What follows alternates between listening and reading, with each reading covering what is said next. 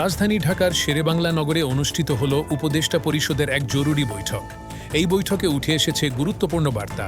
সরকারের ওপর দায়িত্ব পালনে যদি কেউ বাধা সৃষ্টি করে, তাহলে সরকার জনগণকে সঙ্গে নিয়ে কঠোর সিদ্ধান্ত নিতে প্রস্তুত।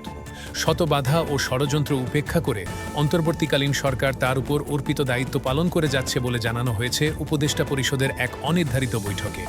বৈঠকে আরও বলা হয়, সরকারের কার্যক্রমকে যদি পরাজিত শক্তি বা বিদেশি ষড়যন্ত্রের মাধ্যমে বাধাগ্রস্ত করা হয়, তবে সব কারণ জনসম্মুখে উত্থাপন করে জনগণকে সঙ্গে নিয়ে প্রয়োজনীয় সিদ্ধান্ত নেওয়া হবে।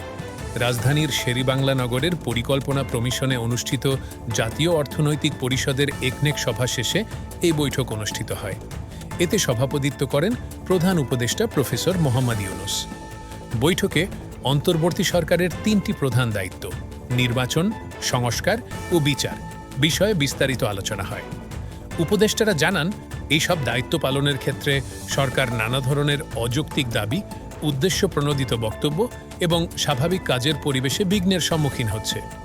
এর ফলে জনমনে সংশয় ও বিভ্রান্তি সৃষ্টি হচ্ছে বলেও আশঙ্কা প্রকাশ করা হয়। বৈঠকে উপদেষ্টা পরিষদ মনে করে, দেশকে স্থিতিশীল রাখতে এবং সুষ্ঠু নির্বাচন, কার্যকর বিচার ও কাঙ্ক্ষিত সংস্কার কার্যক্রম এগিয়ে নিতে বৃহত্তর জাতীয় ঐক্য জরুরি। এ লক্ষ্যে সরকার রাজনৈতিক দলগুলোর মতামত শুনবে এবং সরকারের অবস্থান স্পষ্টভাবে জানাবে। উপদেষ্টা পরিষদ আরও জানায়, জুলাই অভ্যুত্থানের জনপ্রত্যাশা অনুযায়ী সরকার কাজ করছে।